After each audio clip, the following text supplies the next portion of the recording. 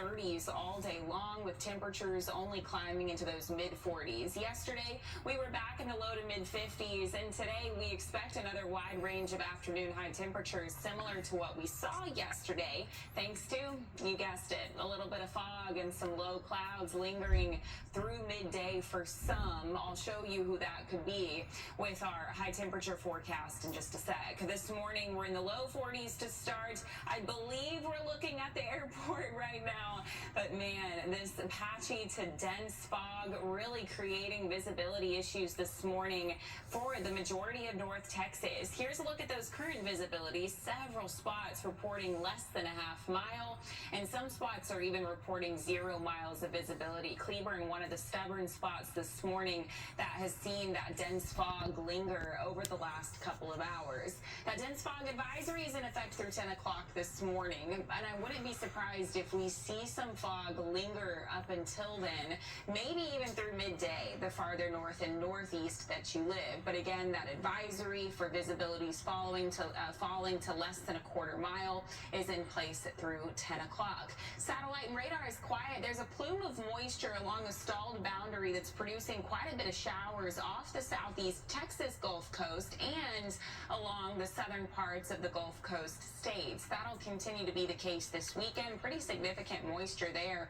But for us across North Texas, bone dry through the extended forecast. That's thanks to a different weather pattern that'll be setting up into next week. Temperatures across the board this morning, upper 30s and low 40s. We look to end in the upper 50s in the immediate metroplex, maybe right around 60 degrees. But for areas to the north and northeast where a little bit of fog and these clouds linger longer, you're going to be cooler, likely in those low to mid 50s. And then to the west and southwest, much warmer thanks to the return of sun a little bit earlier than the rest of us. So here's a look at those lingering clouds through midday, early afternoon, continuing the farther north and northeast that you live. Tonight we start off mostly clear before extra clouds develop by sunrise tomorrow morning, maybe a little bit of fog too, and then a weak front looks to slide in. That front likely arrives before sunrise. We'll see winds shift around out of the north. They could gust at times upwards of about 20 miles per hour or so tomorrow afternoon. After starting on a mild note, upper 30s and low 40s tomorrow morning, a little bit of fog and some low clouds. We end in those mid to upper 50s. Here's a look at future visibilities by tomorrow morning too. Still could be some patchy to dense fog, especially for areas to the east. The cold front heads in before sunrise with more seasonably cool air in the forecast by the end of the weekend and definitely into early next week.